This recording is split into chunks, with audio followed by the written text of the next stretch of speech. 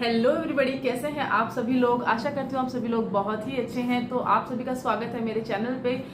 बात करते हैं सबसे बड़े अमेंडमेंट की, सबसे बड़े लीगल अमेंडमेंट की, जो आज तक पॉसिबल ही नहीं था कि अभी तक हुआ है, या छोटे मोटे अमेंडमेंट्स होते रहे हैं, कुछ ना कुछ जो सेक्शंस है या सब सेक्शंस के साथ में ऐड होती रही है, लेकिन मेजर रूप में इतना कि आप जो क्रिमिनल के जो सबसे बड़े मेजर एक्ट्स होते हैं, CrPC, IPC, Indian evidence act, वहां पर आपने इतना बड़ा मेजर किया है, जो अमेंडमेंट किया है। प्लस ये बोलते हैं कि हमारे जो मुंह पे चढ़ी हुई थी एक जो सेक्शंस होते हैं कि धारा 302 हत्या होती है, या 124A जो है राजद्रोह होता है, ये सारी चीजें हमारे मुंह पे रहती है। लेकिन अभी वहां पर भी चेंजेस हो चुके हैं। अभी हत्या की जो सेक्शंस है वह चेंज हो गए, 99 पर आ गई है, अभी 302 नहीं है। तो बेसिकली ये चीजें जो है एक एडवोकेट को भी यहाँ पे इशू रहेगा, क्योंकि नॉर्मली हम जो है कोर्ट्स में डायरेक्ट बात ये ऐसे ही करते हैं, डायरेक्ट सेक्शंस की बात करते हैं, तो वहाँ पे थोड़ा सा टाइम लगेगा। लेकिन बात करते हैं जुडिशरी के लिए जो तैयारी कर रहे हैं उनके साथ, तो उनके साथ बहुत ही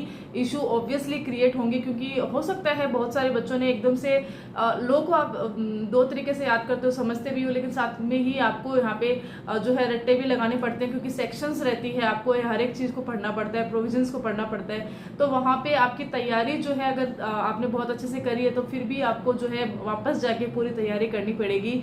और बहुत ही मेजर चेंजेस है।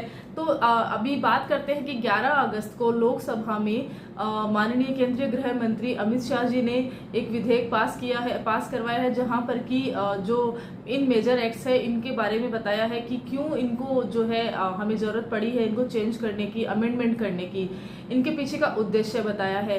तो इनके पीछे का उद्देश्य जो बताया है, उन्होंने कहा है कि ये जो 3 मेजर एक्ट्स हैं, जो क्रिमिनल एक्ट्स हैं, उनका जो ये अंग्रेजी काल से बने हुए हैं, तो बहुत जरूरी था कि तब से ये चलते आ रहे हैं, तो बहुत जरूरी था कि हमें अब अपने हिसाब से भी यहाँ पर कुछ न कुछ अमेंडमेंट्स होने चाहिए। प्लस अगर बात करते हैं, अगर जैसे हत्या का ही एक सेक्शन लेते हैं तो 302 पर आता है, तो उनका ये भी कहना था कि अगर हत्या हुआ या तो फिर रेप होता है या रेरेस्ट ये केसेस होते हैं, ये जो है आईपीसी के सेक्शंस में बहुत बाद वाले चैप्टर्स में आते हैं, बहुत बाद के सेक्शंस में आते हैं, जो कि सही नहीं है। इनको पहले लेके आना चाहिए, पहले चैप्टर में लेके आना चाहिए। तो बहुत सारे इस तरह से कुछ उन्होंने पर्पस बताया है इस अमेंडमेंट के पीछे। तो क्या है यह अमेंडमेंट और कितनी सेक्शंस को यहाँ पे इफेक्ट हुआ है और कौन सी कितनी नई सेक्शंस बनी है, चलिए जानते हैं आगे।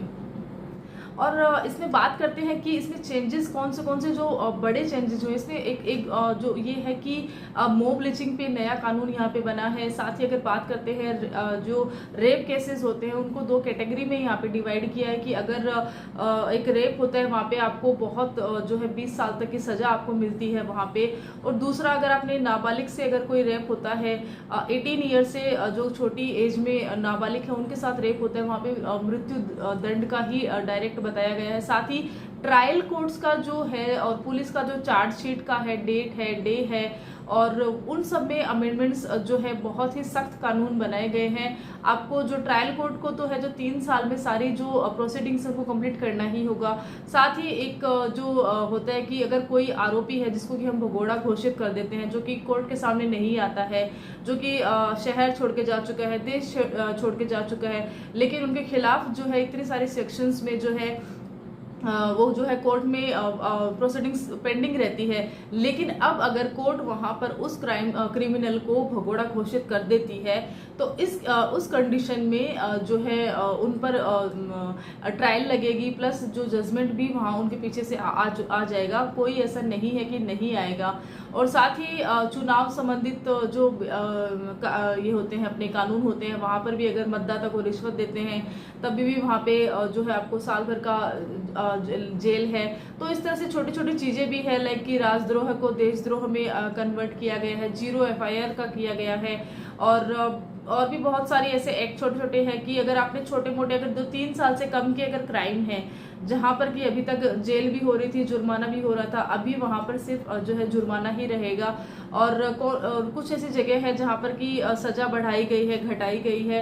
तो बहुत सारे अमेंडमेंट्स के साथ में एकदम पूरा नया जो है आईपीसी, सीआरपीसी और इंडियन एविडेंस को यहाँ पे क्रिएट कर दिया, क्योंकि ये तीनों जो एक्ट होते हैं वो साथ में ही पढ़े जाते हैं। अगर आप आईपीसी पढ़ते हो तो उसके जो प्रोसीडिंग्स होती है वह सीआरपीसी में रहती है, और प्रोसीडिंग्स के दौरान आपको किस किस चीज़ों की जरूरत पड़ती है, या तो पूरा एविडेंस जो चाहिए होता है वो पूरा एविडेंस एक्ट से आपको मिलता है। तो वहाँ पे जो तीन जो ये मेजर एक्ट्स होते हैं जो कि हमेशा साथ में ही पढ़े जाते हैं, उन पर इतना जो है अमेंडमेंट हुआ है। तो बेसिकली जुडिशरी के लिए काफ़ी बड़ा बदलाव है। बहुत ही ज़्यादा एक हैरान करने वाली बात भी लगती है, लेकिन साथ ही जुडिशरी एस्पिरेंट्स को जो कि इस वक्त तैयारी कर रहे हैं, जो अभी अभी नई नई बुक्स लेकर आए हैं, उनके लिए भी यह बहुत टफ रहने वाला है। साथ ही जिन्होंने अभी तक तैयारी करके रख दी है कि ओके उन्होंने 2 बार ये चीज़ पढ़ ली है, अभी वो पूरी तरह से प्रिपेयर है, उनके लिए भी जो चीज़ें हैं वापस से उनको हर एक चीज़ पढ़नी पड़ेगी। साथ ही जो एडवोकेसी कर रहे हैं एडवोकेट, उनके मुंह पर ये सब रहता है कि 302 लगनी है या ये सेक्शन लगनी है, तो वहाँ पर उनको भी इस चीज़ में आते आते टाइम लगेगा कि अभी जो हत्या है वह 302 में नहीं है, अभी वह 99 पर आ गई है।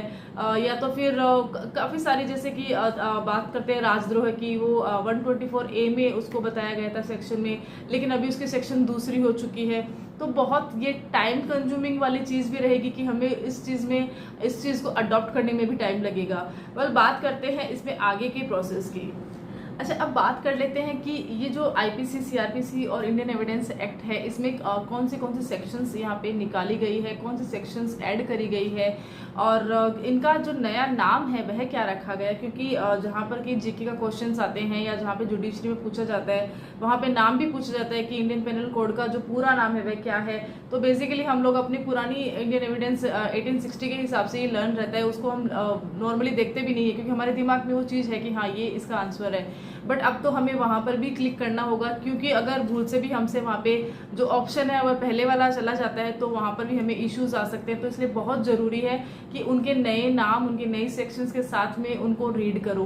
बात करते हैं हम आईपीसी की। तो आईपीसी में पहले जो थी 511 सेक्शंस थे, 511 धाराएं थी, अभी वहाँ पे घटकर 356 धाराएं ही रह चुकी है।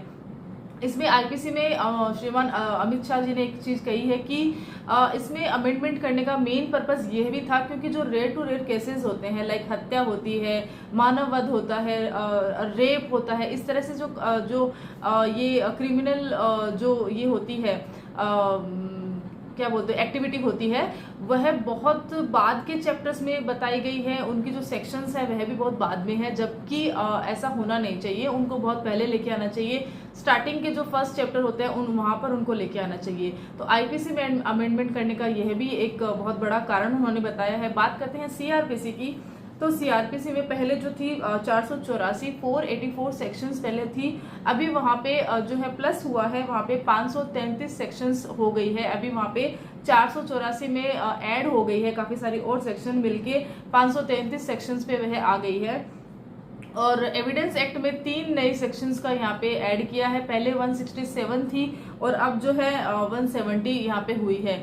तो इस तरह से जो सेक्शंस हुई है ये हुई है। साथ ही सेक्शंस को भी आगे पीछे किया गया है, जैसे कि मैं इस पे आगे वीडियोस बनाऊंगी, क्योंकि ऐसे तो ये वीडियो बहुत ही लंबा हो जाएगा। तो मैं बताऊंगी आगे कि कौन कौन से सेक्शंस है जो पहले कौन से सेक्शन में थे और अभी उनको कौन से सेक्शन में डाला गया है। अच्छा, बात करते हैं इनके नाम की। बात करते हैं इंडियन पेनल कोड की। तो इंडियन पेनल जो है उनका इंडियन पेनल कोड जो है 1860, ये है उनका पुराना नाम है। अभी नया नाम जो है वह रहेगा भारतीय न्याय संहिता 2023। बात करते हैं सीआरपीसी। तो क्रिमिनल प्रोसीजर कोड इसका पहला 1973 कंप्लीट नाम ये हुआ करता था, लेकिन अभी अगर हम इस विधेयक के अकॉर्डिंग देखते हैं तो इसका नाम जो है भारतीय नागरिक सुरक्षा संहिता 2023 इसका नाम है। और बात करते हैं इंडियन एविडेंस एक्ट की। तो इंडियन एविडेंस एक्ट 1872 इनका पुराना नाम था, और जो अभी है भारतीय साक्ष्य बिल 2023 के नाम से इसको यहाँ पे इंट्रोड्यूस किया गया है। तो इस तरह से जो ये 3 मेजर एक्ट्स हैं यहाँ पे अमेंडमेंट हुए हैं, सेक्शंस में अमेंडमेंट हुए हैं। इंडियन एविडेंस एक्ट में कम अमेंडमेंट हुआ है, लेकिन आईपीसी और सीआरपीसी को बहुत मेजर रूप से यहाँ पे अमेंड किया गया है। साथ ही बहुत नई नई जो आईपीसी में बताया गया है कि पुलिस के काम जो होते हैं, 0 एफआईआर होता है, मॉब लिंचिंग होता है, या तो पॉलिटिक्स रिलेटेड कोई चीजें होती है, या तो फिर हम बात करते हैं कि चुनाव संबंधी चीजें होती है। तो हर एक जगह पे, हर एक चैप्टर पे यहाँ पे काम किया गया है। देखा जाए तो पूरी बुक को ही जो है उलटफेर यहाँ पे किया गया है। उसके लिए मैं आगे नेक्स्ट मेरा वीडियो रहेगा, आप इस वीडियो में बने जो है मेरे इस चैनल के साथ बने रहिए। तब तक आप जो है इसको सब्सक्राइब भी कर दीजिए। आप बहुत नए नए वीडियोस में यहाँ पे आपके लिए लेके आऊंगी। So thank you so much.